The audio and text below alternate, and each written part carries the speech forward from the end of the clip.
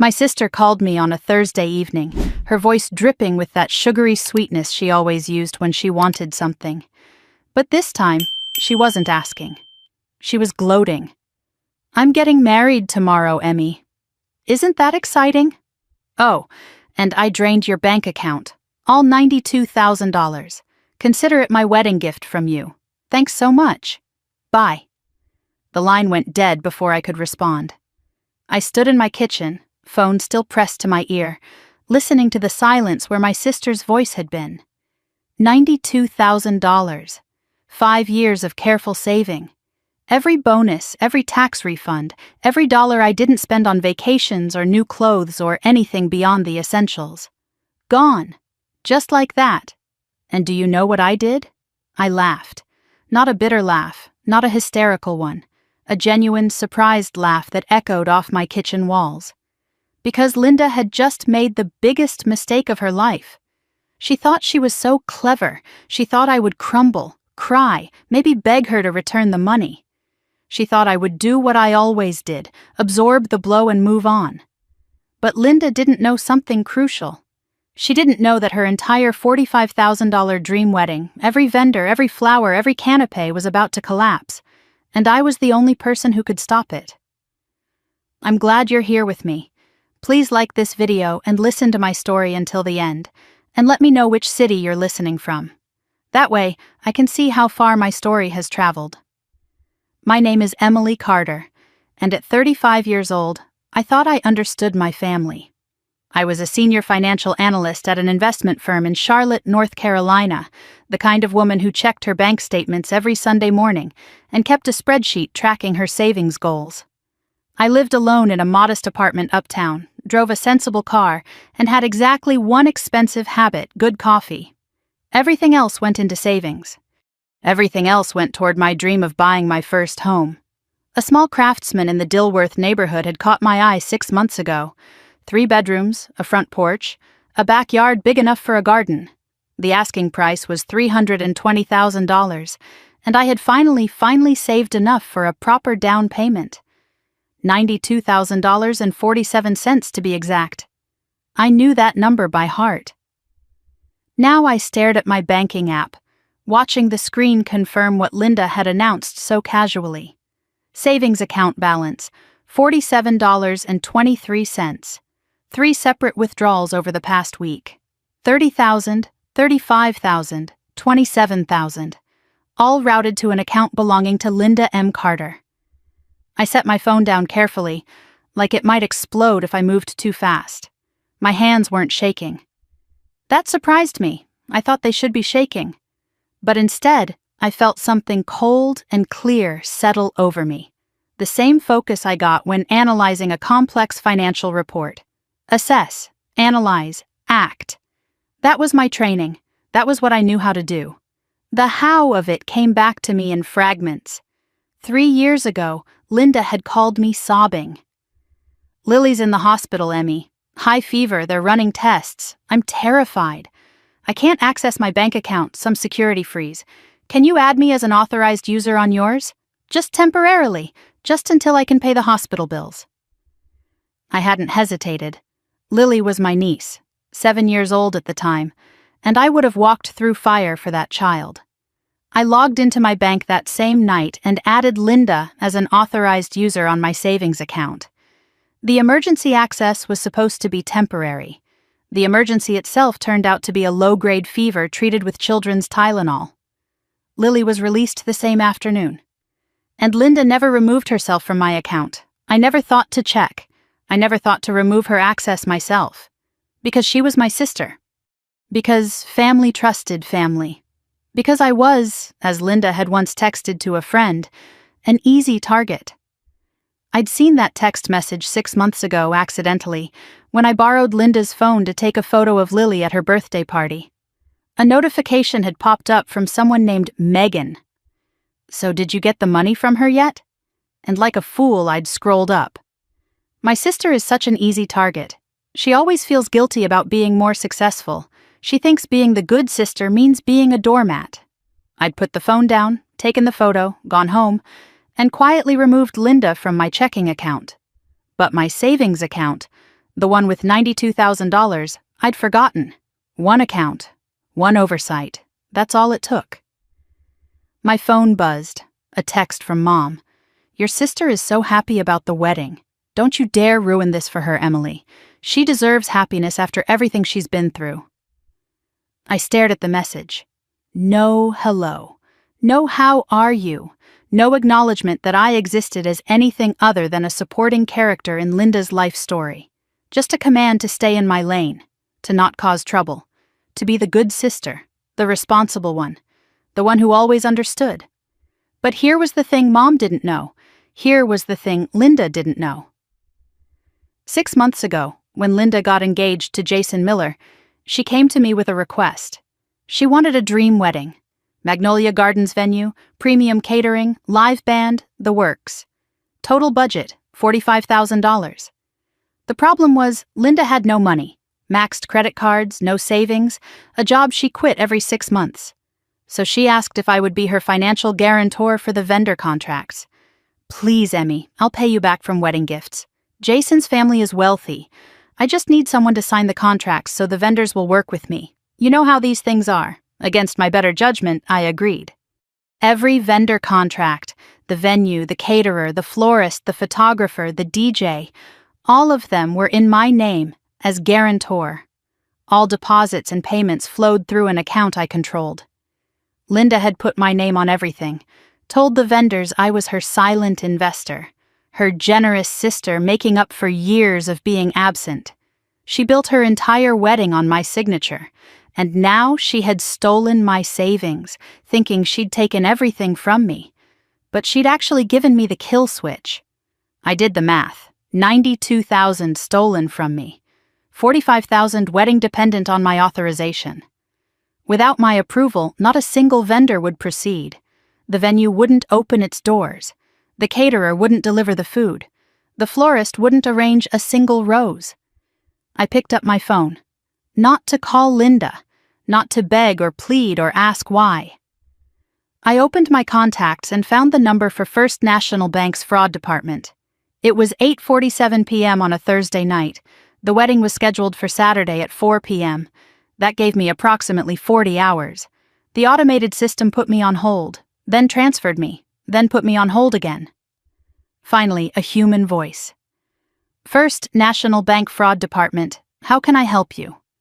My voice came out calm, controlled, almost pleasant. "I need to report unauthorized transactions on my account, and I need to freeze all linked accounts immediately. Every single one." I looked at the photo on my desk while I waited for confirmation. Linda and me, arms around each other, ages 8 and 11, both smiling, both innocent, both believing we'd always be on the same side. I set the photo face down. "I'm sorry, Linda, but you did this to yourself." The hold music played softly through my phone speaker while I waited for the bank's fraud department to process my request. I sat at my kitchen table, laptop open, coffee growing cold beside me. The apartment felt different now, charged with something I couldn't quite name. Outside my window, Charlotte's skyline glittered against the night sky, ordinary people living ordinary lives. None of them knew that my world had just tilted on its axis. I found myself wondering, not for the first time, how we got here. When did my sister become someone who could do this? When did I become someone who let her? To understand that, you have to understand the Carter family. You have to understand how we were built. My father, Richard Carter, was an insurance adjuster who believed that peace at any price was better than conflict at any cost. He spent his career assessing damage and calculating settlements, and he brought that same energy home. Avoid the argument. Smooth things over. Write the check if it makes the problem go away. My mother, Diane Carter, had been a beauty queen in her youth, first runner-up for Miss North Carolina 1978. She never quite got over not winning, and she poured all her unfulfilled ambitions into her firstborn daughter. Linda was beautiful from the moment she arrived, dark hair and green eyes and a smile that made strangers stop on the street. I came along 3 years later, quieter, plainer, more interested in books than beauty pageants. From the beginning, we occupied different roles in the family story. Linda was the star, I was the stage crew. The hierarchy established itself early and never shifted. Linda's bedroom was the large one at the front of the house, pink walls and princess canopy and a closet full of clothes. Mine was the converted study at the back, practical and small. Mom called it cozy. Linda's birthday parties were elaborate productions with themes and catered food and professional photographers. Mine were family only, cake from the grocery store. Be grateful for what you have. When I asked about the difference once, Dad put his hand on my shoulder and said, "Emily, you're so mature. You understand we have to make choices. Linda needs more. You've always been the strong one." I was 10 years old when I learned what being the strong one really meant. Linda wanted dance lessons, the expensive kind, competition level with costumes and travel and coaches. I wanted piano lessons from Mrs. Patterson down the street, $20 a week. The family budget could only accommodate one. Dad sat me down with that same hand on my shoulder, that same apologetic smile. "Emily, you understand, don't you? Linda has such talent. This could be her future. You're so responsible. You'll find other ways to express yourself." I nodded. I always nodded. Linda got her dance lessons. I got nothing. And I learned that being responsible meant being overlooked. The summer I was 16, I overheard a conversation that crystallized everything. Mom was on the phone with Aunt Patricia in the kitchen, and I was in the hallway, frozen, unable to move. "Emily's fine," Mom said, her voice carrying that dismissive tone I knew so well. "She's the strong one. Linda needs more support. She's sensitive." I stood there in that hallway, understanding for the first time that strong didn't mean admired. It meant she can handle being neglected. It meant we don't have to worry about her. It meant invisible. Linda's trajectory through life followed a predictable pattern. She was homecoming queen in high school, dated the quarterback, got written up in the local paper for her charity work, which consisted of one afternoon at a soup kitchen with a professional photographer present. I was on the honor roll, captain of the debate team, working part-time at a bookstore to save for college.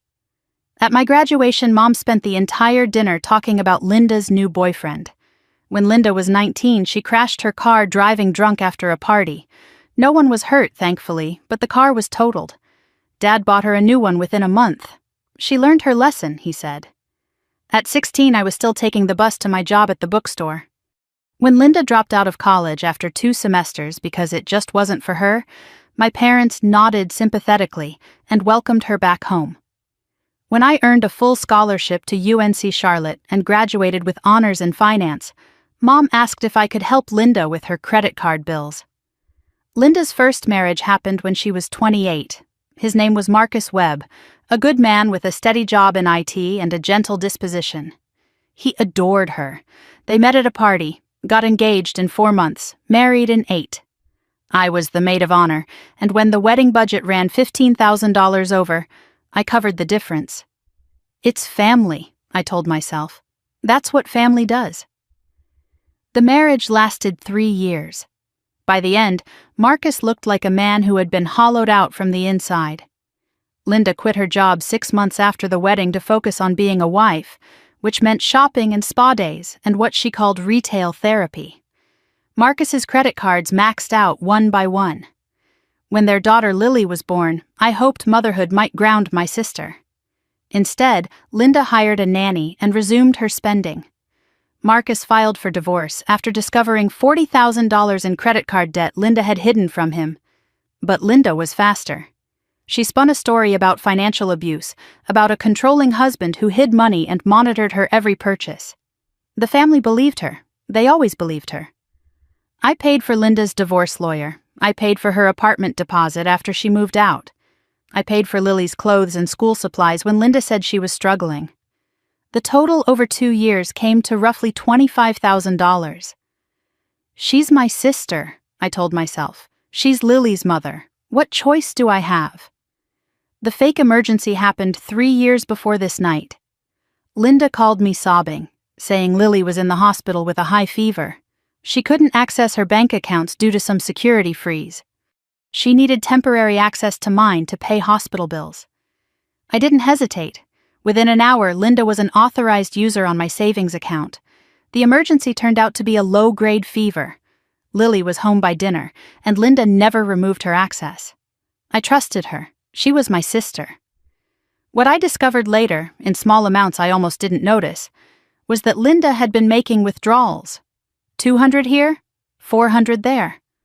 Always just under the threshold that would trigger an alert.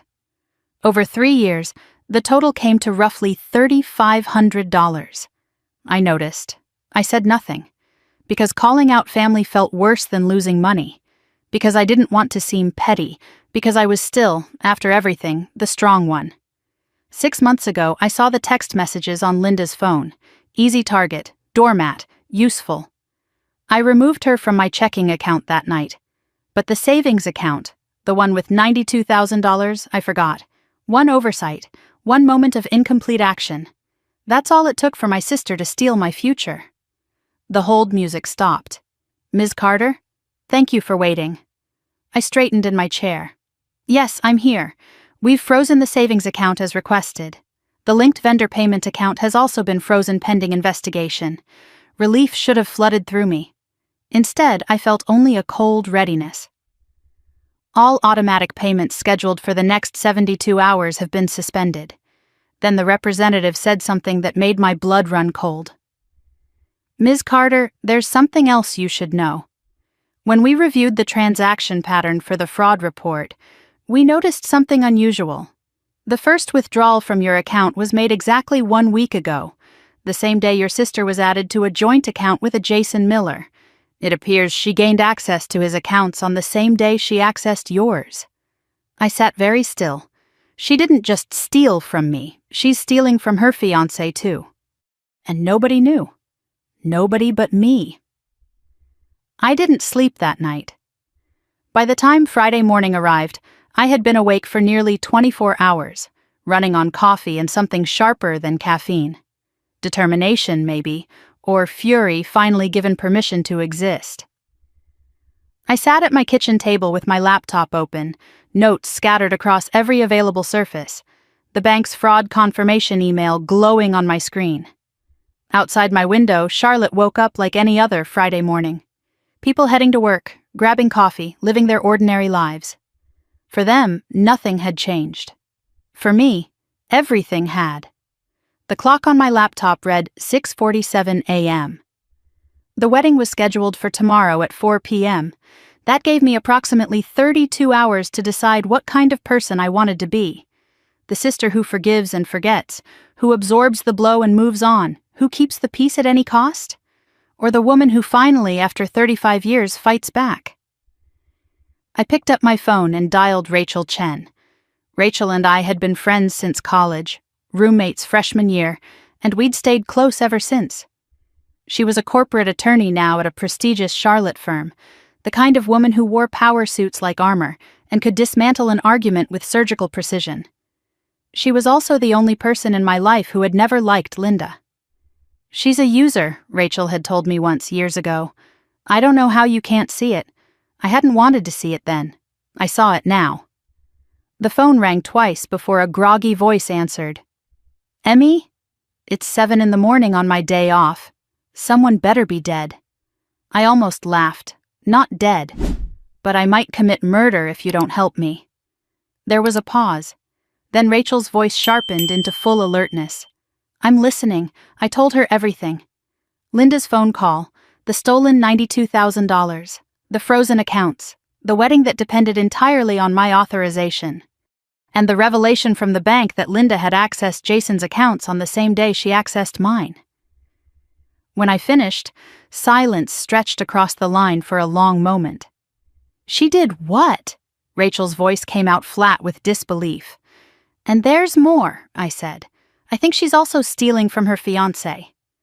The silence lasted another 3 seconds. Then Rachel said, I'm coming over. Don't do anything until I get there. And for the love of God, make more coffee. Rachel arrived at 8:30, looking put together despite the early hour.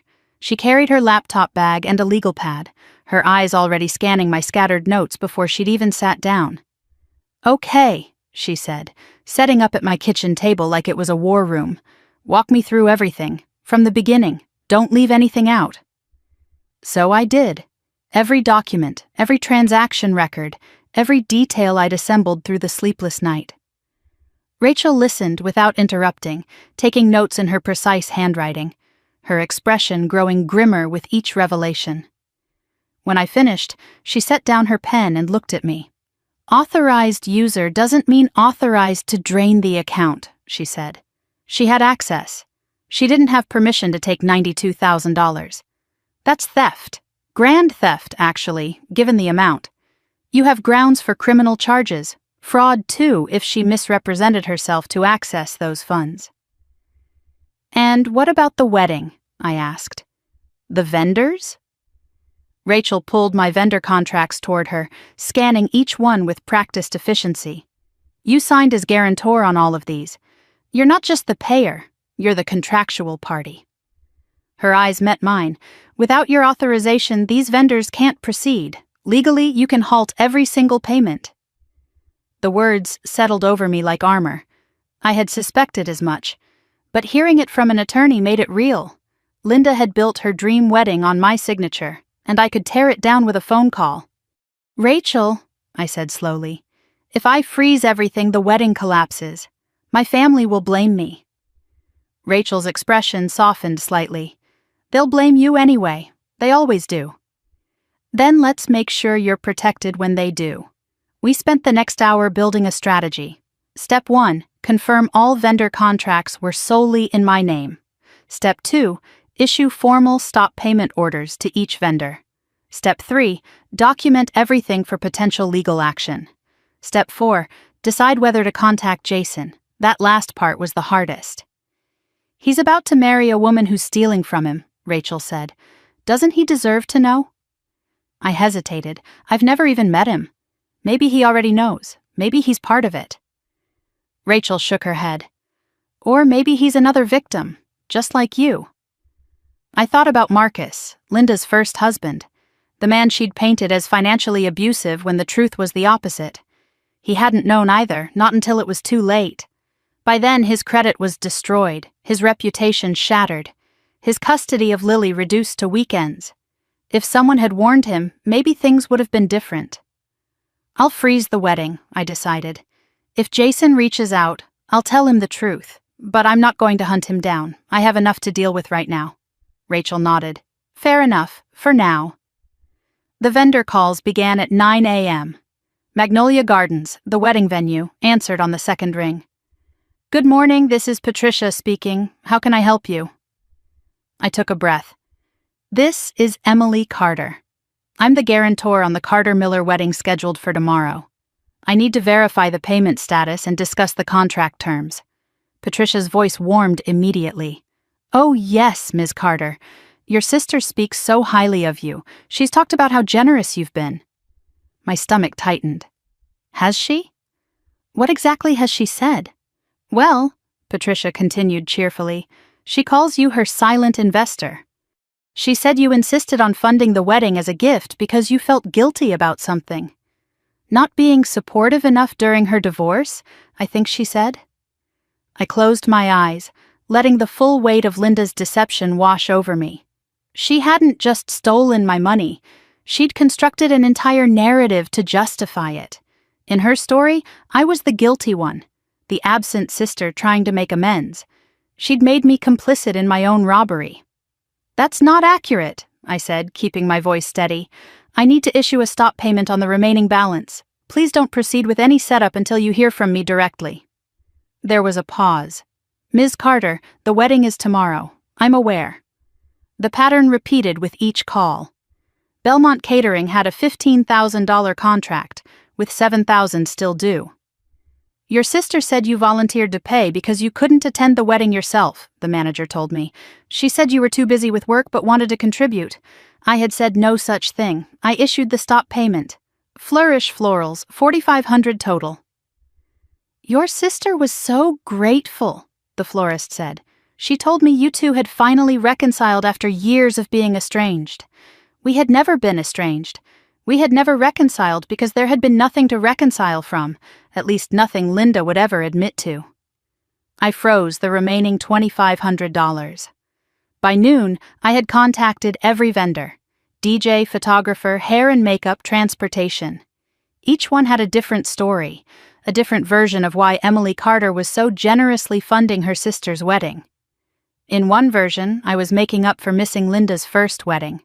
In another, I was the wealthy finance sister who wanted to treat Linda like a princess. In yet another, I was the family's unofficial wedding planner who had insisted on handling all the details. Not a single story was true, but they all painted the same picture. Linda had built a fantasy world where she was the beloved bride and I was the supporting character, so eager to please that I would pay any price for her approval. She had weaponized my reputation for responsibility against me.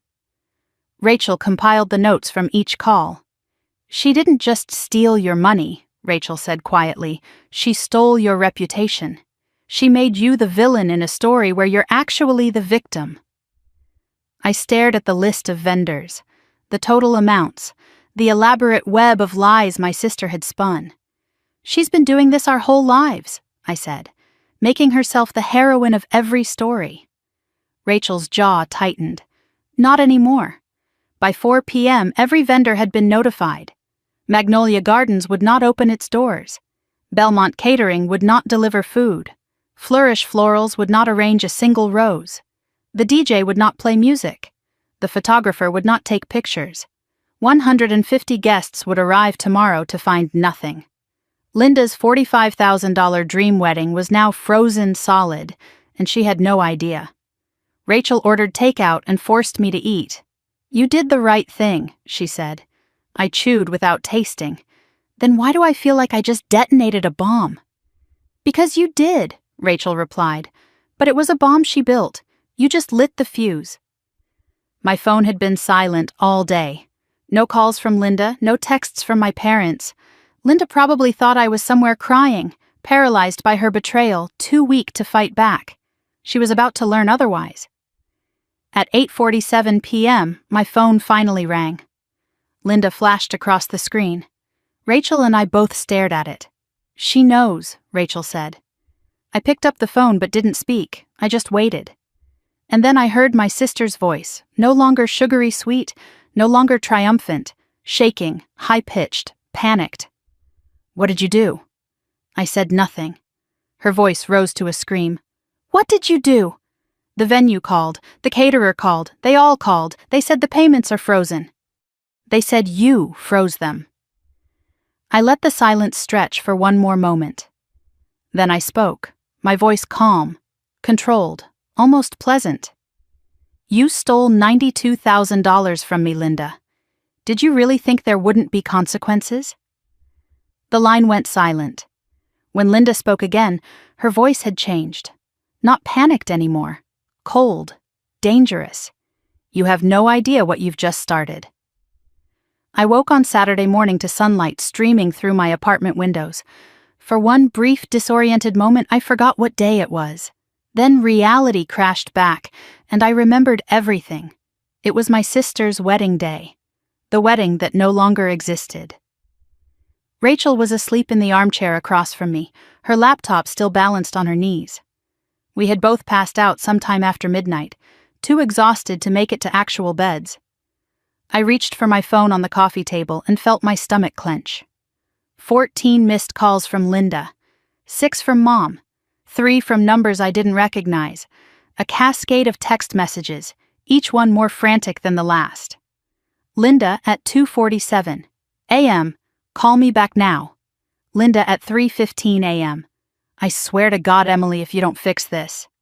Linda at 5:02 a.m., "You're making the biggest mistake of your life." Mom at 6:30 a.m., "What have you done? Call me immediately." I scrolled through them all, reading but not responding. Then I set the phone down, walked to my kitchen and made coffee.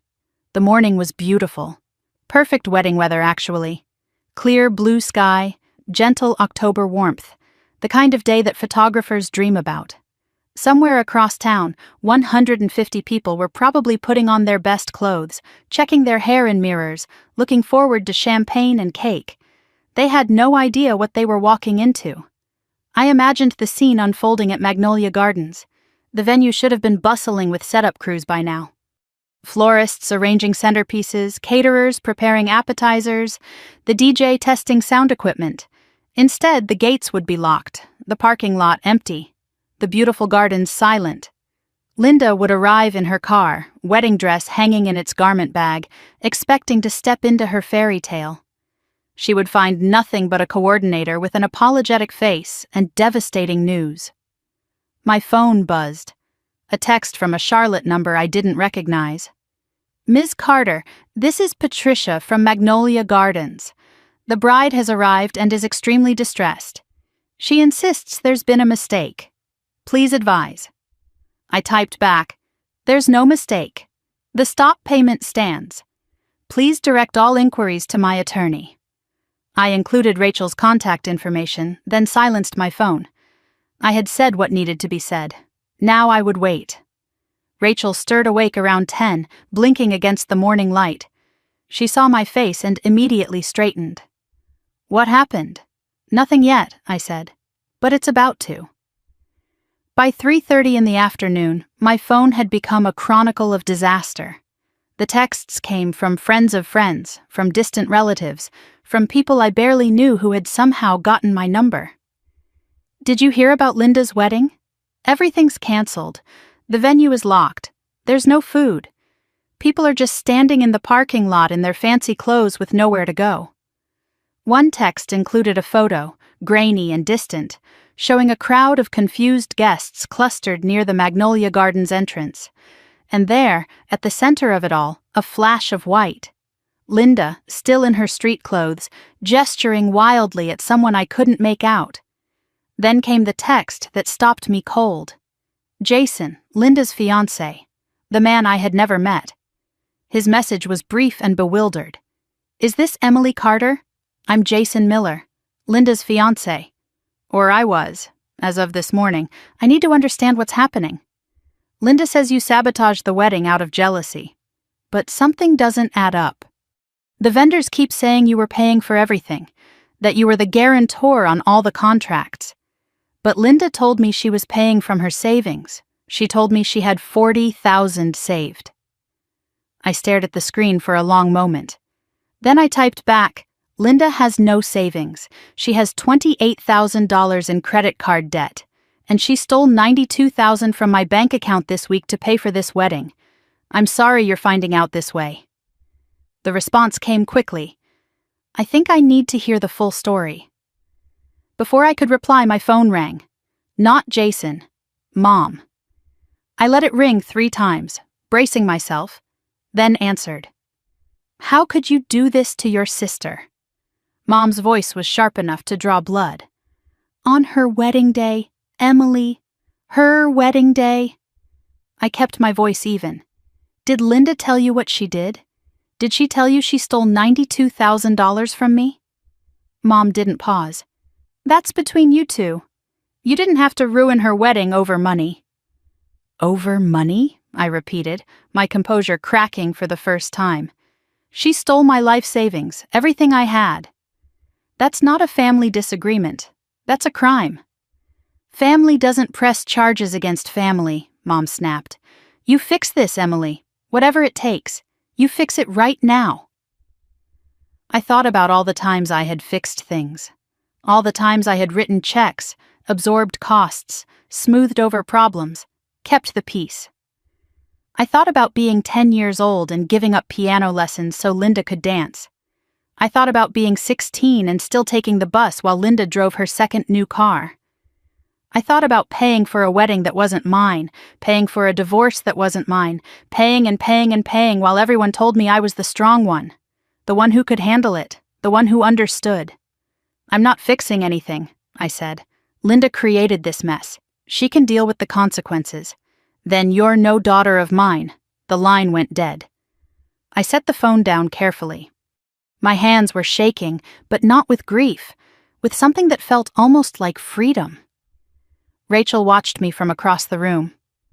Your mom? I nodded. I think I just became an orphan. My phone buzzed again. This time, an unknown area code. A text message from a number I didn't recognize. Is this Emily, Linda's sister? This is Marcus, her ex-husband. I heard what happened. News travels. I wanted to say thank you, and to warn you. I stared at the screen. Marcus. The man Linda had destroyed with accusations and lies. The man who had lost his reputation, his credit, and half his custody of Lily because he dared to question where their money was going.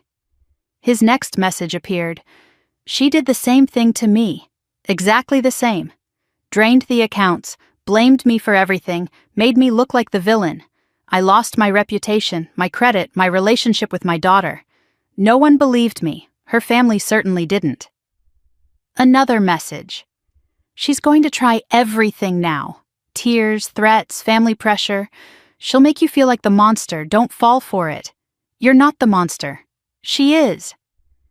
I was still processing Marcus's words when the pounding started.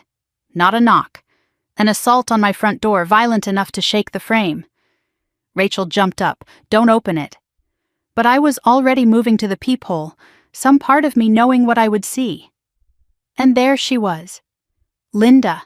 Still in her wedding dress, though it was wrinkled now, stained with parking lot dust and mascara tears. Her hair was half done, falling in loose strands around her face. Her eyes were wild with something beyond anger, something unhinged. I opened the door. For a long moment we just stared at each other. Two sisters, separated by 35 years of dysfunction, and a threshold neither of us wanted to cross. Then Linda's voice came out raw, ragged, barely human. You ruined my life. The words echoed down the apartment hallway. I could see neighbors' doors cracking open, curious faces peering out at the spectacle. My sister in her destroyed wedding dress, screaming at me like I was the one who had betrayed her.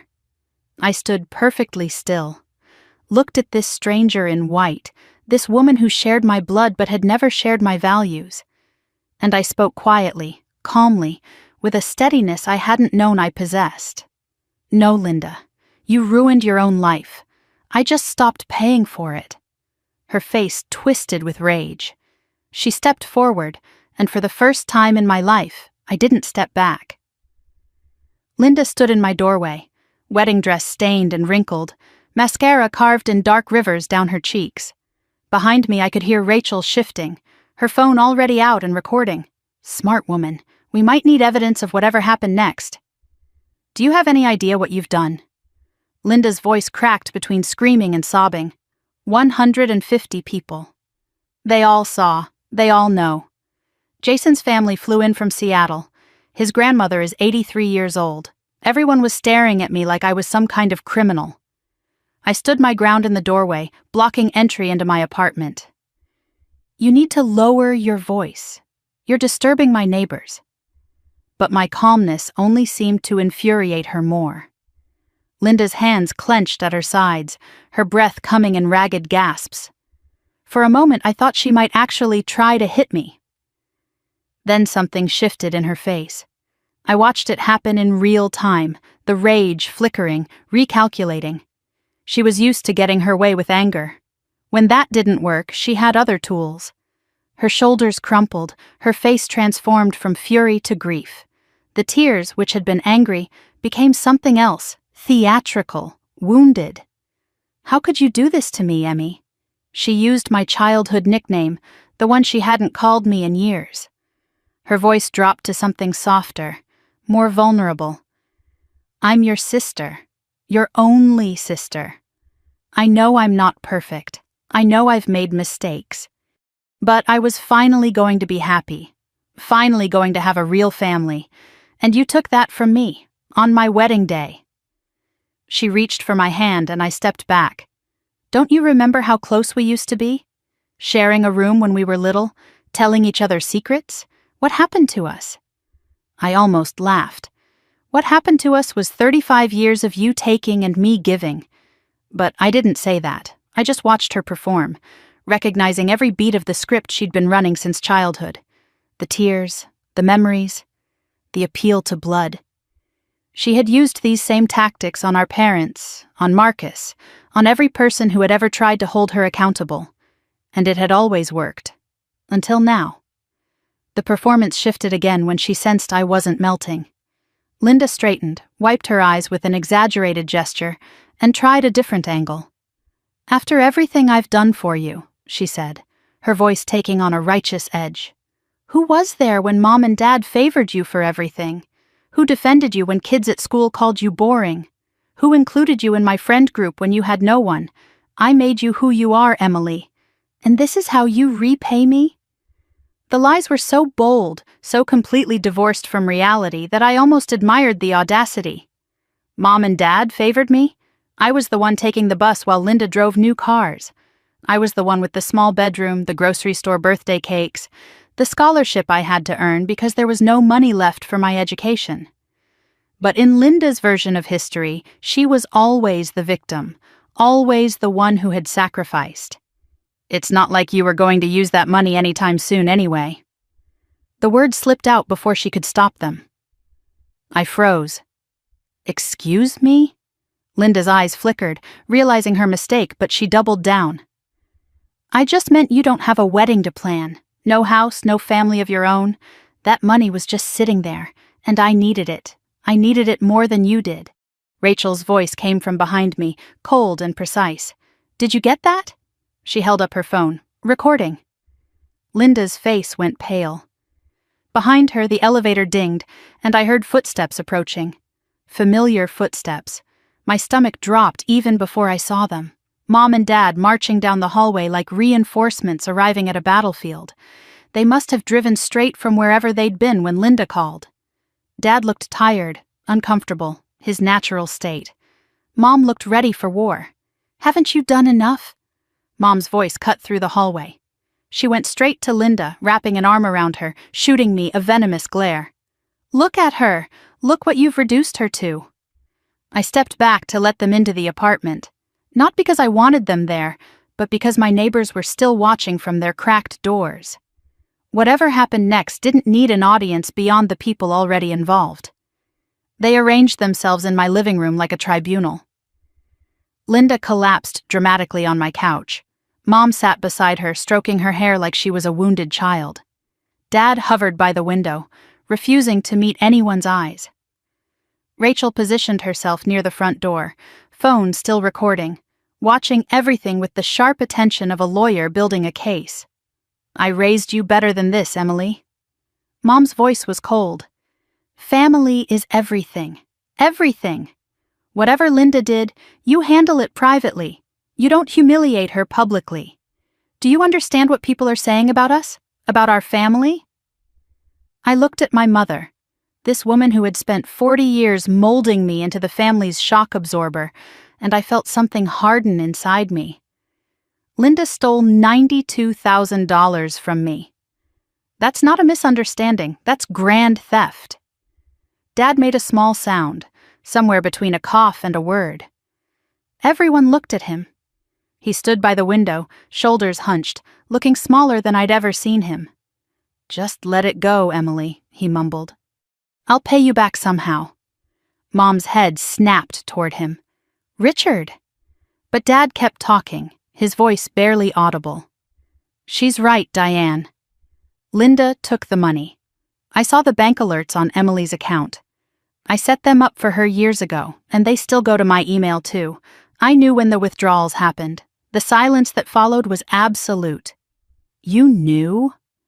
Mom's voice had changed, the fury redirecting toward her husband. "You knew and you didn't tell me?" Dad shrank further into himself.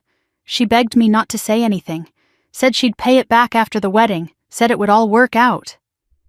I stared at my father, understanding finally that his silence wasn't just cowardice, it was complicity. He had watched Linda steal from me and said nothing. He had received those alerts, seen the money disappearing from my account, and chosen to protect his golden child over his responsible one, just like he always had. Mom turned back to me, but something in her expression had shifted. She was still angry, but now the anger was mixed with something else. Confusion, maybe. the first crack in the fortress she'd built around Linda's behavior. Linda's phone rang, cutting through the tension. She answered, "Put it on speaker." A small voice came through, scared and confused. "Mommy? When are you coming home? Why did the party stop? Did I do something wrong?" "Lily?" My heart clenched at the sound of her voice. Linda's eyes met mine, and I saw the calculation there even through her tears. "No, sweetheart," Linda cooed. "Mommy's just talking to Auntie Emmy. She made a mistake, but Mommy's going to fix it." Then, with deliberate cruelty, "Tell Auntie Emmy you love her, baby." Lily's innocent voice. "I love you, Auntie Emmy. Please don't be mad at Mommy."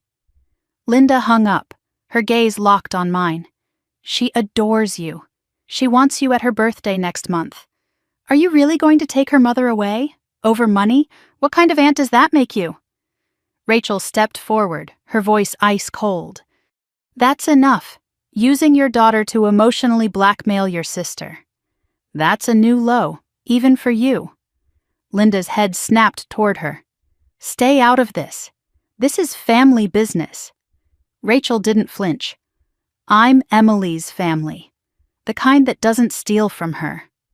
I walked to my front door and opened it. "Everyone out." Mom started to protest. "Now." I turned to Linda. "You have 72 hours. Return every dollar you stole, all 92,000, and sign a legal document acknowledging what you did. Do that, and this stays private. No police, no courts. Refuse, and I file criminal charges Monday morning." Mom's voice was barely a whisper. "You would send your own sister to prison?" I looked at Linda. "She would send herself to prison. I'm just the one pressing the button." They filed out slowly, Mom supporting Linda like a wounded soldier, Dad trailing behind, unable to meet my eyes. But at the door, Linda paused, turned. Her face had changed again. Not tearful anymore, not raging, something colder, something calculating. She leaned close, whispered so only I could hear. "You think you've won? You think freezing my wedding was the end of this? I know things about you, Emily. Things that could end your career. 72 hours? Fine. Use them to remember who you're really dealing with." She walked away, wedding dress dragging on the concrete. I closed the door and leaned against it, suddenly exhausted. Rachel was watching me carefully. What did she say? I closed my eyes. She threatened to destroy my career. Rachel frowned. "With what? You've done nothing wrong." My stomach clenched. There was something. 3 years ago at work. A calculation error that almost cost us a major client. I caught it, fixed it, disclosed it to my supervisor.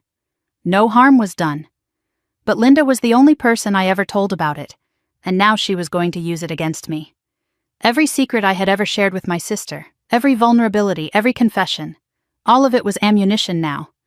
Sunday morning arrived with gray skies and the promise of rain. I sat at my kitchen table, laptop open, coffee untouched, watching the clock count down the hours of Linda's ultimatum. 64 hours remaining. 64 hours until I either received my money back or filed criminal charges against my own sister. I already knew which outcome was more likely. Linda's whispered threat echoed in my mind. Things that could end your career. The Morrison account situation had been 3 years ago. A calculation error in a client projection that I caught before it caused any damage. I had disclosed it immediately to my supervisor, who had praised my integrity. It should have been a non-issue. But Linda had a talent for twisting non-issues into weapons. If I was going to fight, I needed to understand the full scope of who I was fighting. What else had Linda done?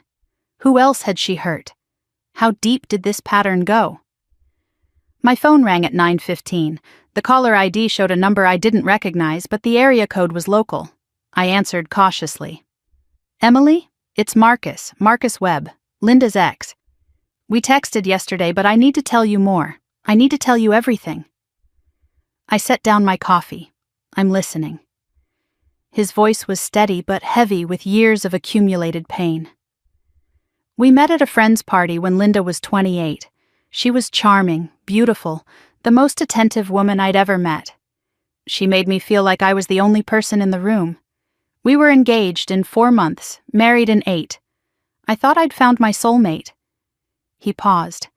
The first sign was small. A joint account withdrawal I didn't authorize. $2,000 gone. When I asked about it, she cried and said she'd meant to tell me. Her car needed repairs. She'd been embarrassed to ask. I believed her. I loved her. Another withdrawal followed. Then another. Over 2 years, Marcus explained, nearly $40,000 vanished from their accounts. Every time he questioned a charge, Linda had an explanation ready. Emergencies with Lily, medical bills, a friend in need, and every time she cried, apologized, promised it wouldn't happen again, until it did. When I finally put my foot down and demanded we see a financial counselor, she changed tactics, Marcus continued. Suddenly I wasn't the concerned husband anymore. I was the controlling one, the financially abusive one. She started telling friends that I monitored her spending, that I gave her an allowance like a child, that she was scared of my temper. I closed my eyes, recognizing the pattern. The same playbook she was using now. When I filed for divorce after finding $40,000 in hidden credit card debt, she was ready, Marcus said. She had prepared the narrative for months. Her lawyer painted me as a monster. Controlling, secretive, probably violent. They had character witnesses, friends she'd been feeding stories to for years. And I had bank statements. Do you know what the judge saw? A frightened woman and a man making accusations. She had tears. I had spreadsheets. Tears won. His voice cracked slightly. I lost primary custody of Lily, my own daughter. The judge awarded Linda majority custody because she seemed like the sympathetic parent, the one who needed protection. I've spent 3 years rebuilding my reputation, my credit, my life. And I still only see my daughter on weekends. She took everything from me, Emily, everything, because I asked where our money went. I thanked Marcus and promised to stay in touch. Then I called Rachel, who connected me with the attorney she'd mentioned. Daniel Reeves specialized in financial fraud cases, and he could see me at noon. Daniel's office was in uptown Charlotte, a sleek space with floor-to-ceiling windows overlooking the city. He was a silver-haired man in his 50s with sharp eyes and a reputation for not losing. Rachel had called in a favor, and he'd cleared his Sunday afternoon for an emergency consultation. I spread my evidence across his conference table. Bank statements, transaction records, vendor contracts, the recording of Linda's confrontation at my apartment. Daniel reviewed each document methodically, taking notes in precise handwriting. When he finally looked up, his expression was grave. "This is a clear case of grand theft," he said. "Unauthorized access to your account doesn't equal authorization to withdraw. The forged documents, assuming she claimed you gave permission for the vendor guarantees, that's fraud." Combined with the evidence of premeditation, his investigator Kevin had already pulled preliminary findings. "Your sister is looking at felony charges." Kevin passed a folder to Daniel, who scanned its contents. "We traced the access logs on your savings account. Your sister attempted to access it 5 times over the past 2 months. 4 failed attempts before the successful one. She was testing your security, looking for the right moment." He looked at me. This wasn't impulse. This was hunting. The money trail was equally damning. Daniel's team had tracked where my $92,000 had gone. $35,000 to wedding vendors before the freeze. $28,000 to pay off Linda's credit card debt. $15,000 transferred to a joint account with Jason, and $14,000 withdrawn as cash. "She used your money to give herself a clean slate," Daniel explained. "Erase the debt, fund the new marriage, and keep a cash reserve in case things went wrong. She was building a new life with your savings as the foundation." I met Jason Miller at a coffee shop in South End that afternoon. He looked nothing like I'd imagined. Tired, rumpled, with dark circles under his eyes that suggested he hadn't slept since the wedding collapsed. We sat in a quiet corner, 2 strangers bonded by the same predator. "I checked my accounts after we talked yesterday," he said, staring at his untouched coffee. "You were right. Small withdrawals over the past month. 200 here, 300 there, always just under the alert threshold. Total was almost $4,000. I never noticed. He looked up at me with exhausted eyes. She told me she had $40,000 in savings for the wedding. She told me you were estranged, that you'd been cruel to her during her divorce. She said her ex-husband was abusive, that she'd escaped with nothing. Every single thing was a lie. I showed him the evidence. Bank statements, vendor contracts, the pattern documented in stark numbers. His face went through stages of pale to red to pale again as he absorbed the scope of deception. "There's something else," Jason said slowly. "Something that's been bothering me. The vendors told me you were paying for the wedding, that you were the guarantor on everything. But Linda told me you offered to do it. She said it was an apology for being absent during her hard times. She said you felt guilty for having a better career and wanted to make it up to her. She made it sound like your idea, like you insisted." I shook my head. "I never offered. She put my name on those contracts without my permission. I was the guarantor because she needed someone with credit to sign, and she knew I wouldn't check the fine print." Jason put his head in his hands. "Who is this woman?" He looked up then, something else troubling his expression. "There's one more thing I need to ask you. Linda told me there was an inheritance coming. $200,000 from your grandmother. She said it would arrive after the wedding, that you'd both receive it. She said that's why money was tight now. Everything was tied up in probate. She used that inheritance to convince me to co-sign on our condo down payment. I put $30,000 against that promise." I stared at him, the audacity of it taking my breath away. "Our grandmother died 15 years ago. She left us nothing because she had nothing to leave. There is no inheritance. There never was." The color drained from Jason's face. "I'm legally responsible for a $30,000 debt based on a complete fabrication." That evening, I connected Marcus, Jason, and Daniel on a conference call. 3 victims of the same woman, finally comparing notes. Marcus had divorce records and custody documents. Jason had bank statements and text messages about the fake inheritance. I had the theft evidence and vendor fraud documentation. Together it painted a picture of serial financial abuse spanning years and multiple victims. Daniel's assessment was blunt. "This isn't just one case. This is a pattern of criminal behavior.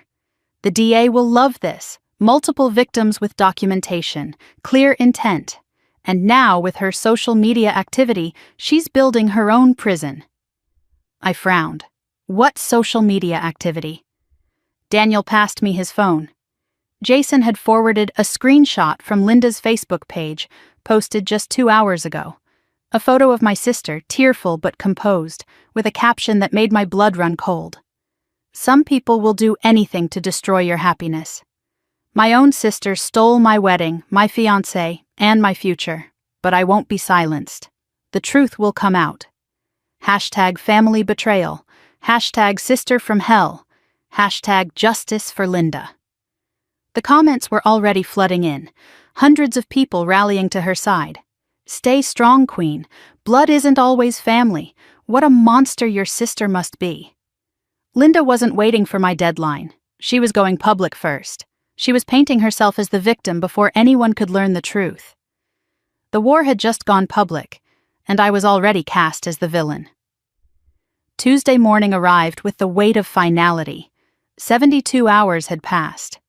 The deadline I gave Linda had come and gone without a single dollar returned, without a phone call, without any acknowledgement that she had done anything wrong. Instead, her social media campaign had gained momentum overnight. Her hashtag Justice for Linda was trending locally. Hundreds of strangers were calling me a monster based on nothing but my sister's carefully crafted lies. I sat in Daniel Reeves's office at 8 a.m., signing the formal complaint. Criminal charges for grand theft, fraud, and unauthorized account access. A civil suit for full restitution plus damages.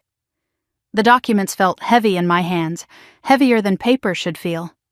I was about to set in motion something that could send my own sister to prison. "She's not going to pay," Daniel said, watching me sign. "She's betting you'll back down. Her social media stunt proves she thinks this is a PR battle, not a legal one." He took the signed documents and placed them in a folder for his paralegal. "She's wrong. By 10:30, the papers were filed at the Mecklenburg County Courthouse. Criminal complaint submitted. Civil suit initiated. Linda would be served within 24 hours. The family matter was now a matter of public record. Standing outside the courthouse, I felt the weight of what I had just done. Rachel stood beside me, her presence steady and reassuring. "You did the right thing," she said.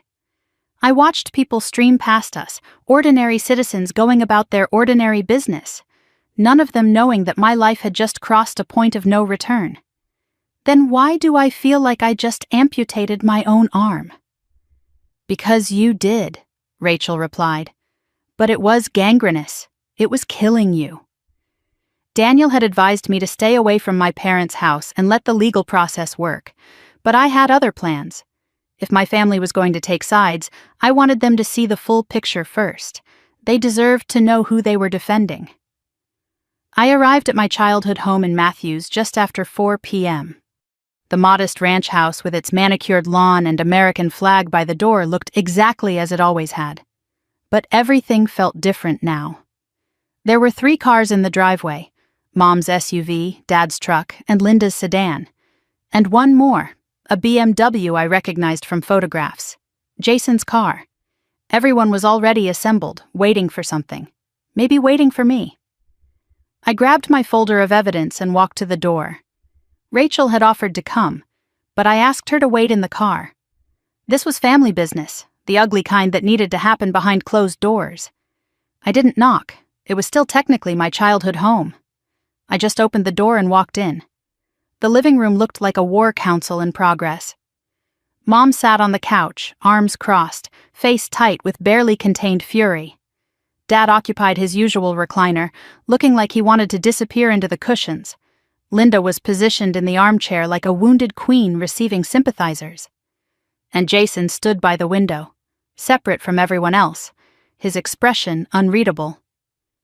In the corner, Lily sat coloring quietly, oblivious to the tension crackling through the air. Silence fell when I entered. Every eye turned to me. Mom spoke first. "I hope you're here to apologize." I set my folder on the coffee table. "I'm here to tell the truth. What you do with it is your choice." Before anyone could interrupt, I opened the folder and spread its contents across the coffee table. Bank statements, transaction records, vendor contracts. I walked them through everything, my voice steady and factual. Linda stole $92,000 from my savings account. 3 separate withdrawals over 1 week, planned and executed. I pointed to the vendor contracts. She told every wedding vendor that I volunteered to pay, called me her silent investor, claimed I was making up for not being supportive during her divorce. She forged my name on these guarantor documents. Linda exploded from her chair.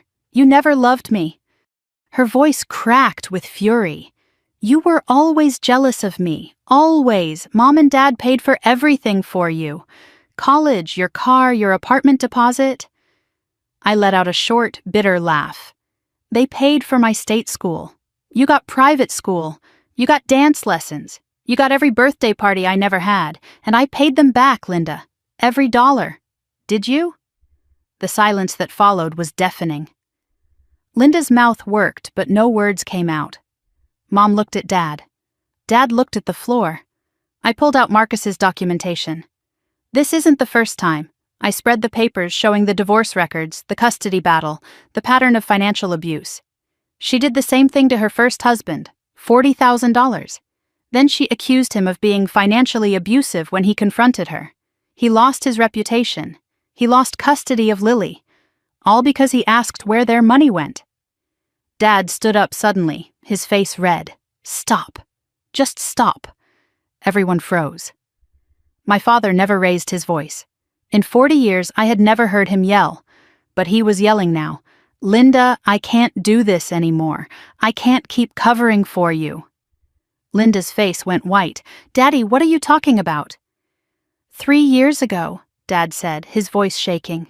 "The business investment you needed. $50,000 from my retirement account.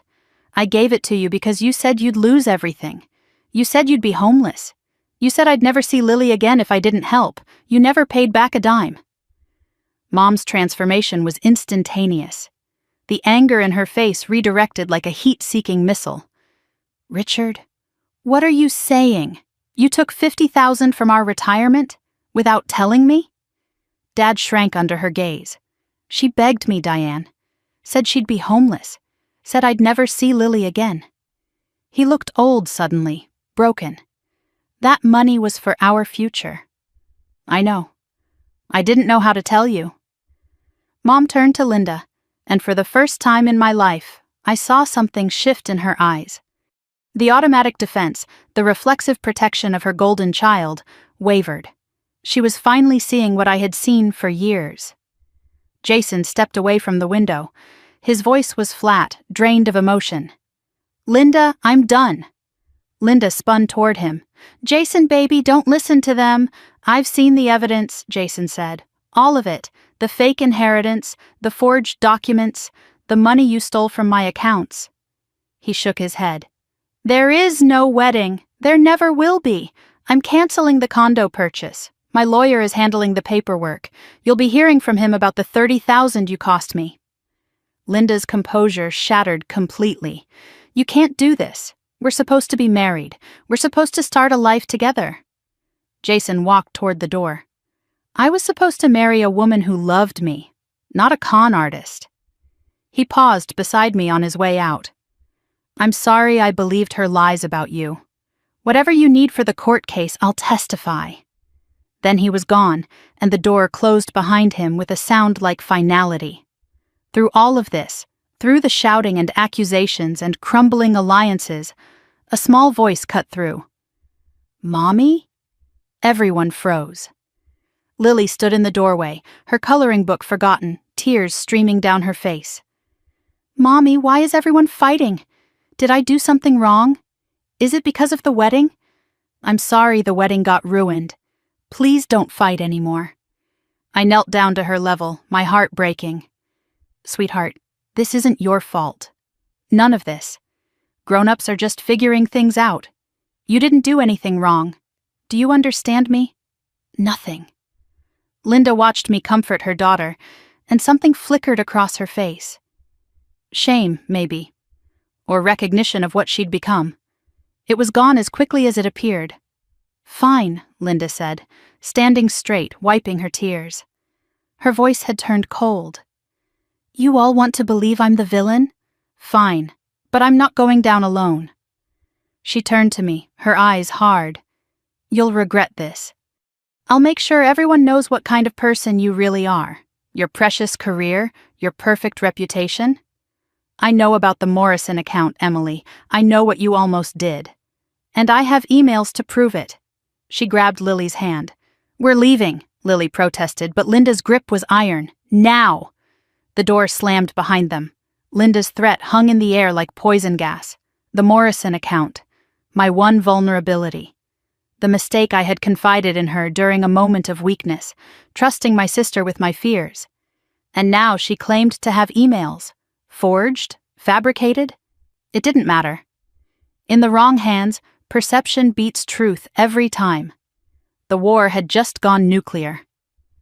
I woke on Wednesday morning to the sound of my phone buzzing relentlessly on the nightstand. Notifications flooded the screen faster than I could read them.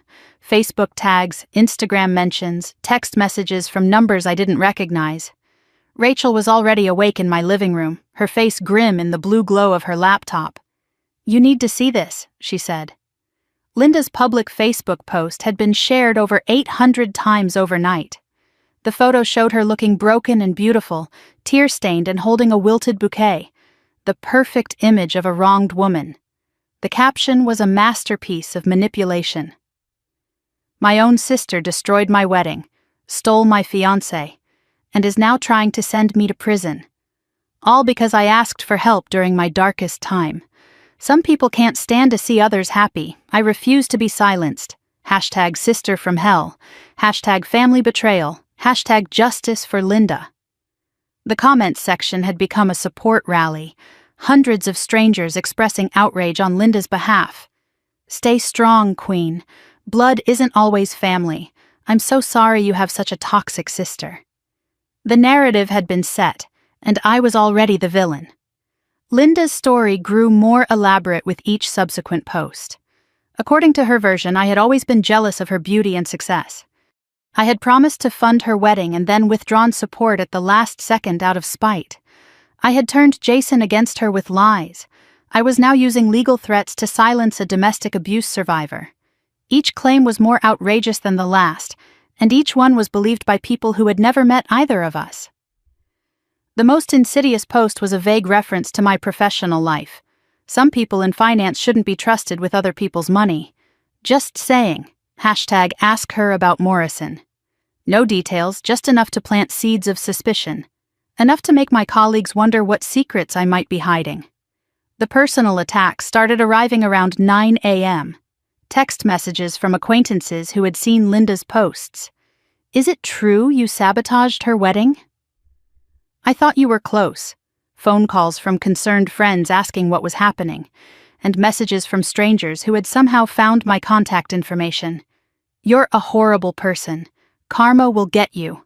I hope you end up alone." I scrolled through the comments on Linda's main post, looking for familiar names, trying to gauge how far the damage had spread. Then I saw a name that stopped me cold. Sandra Whitmore. We had been friends in college. She had struggled to find work after graduation, and 2 years ago, I had given her a glowing reference that helped her land a position at a marketing firm. She owed me nothing, but I had thought we were friends. Her comment read, "I always knew Emily was cold.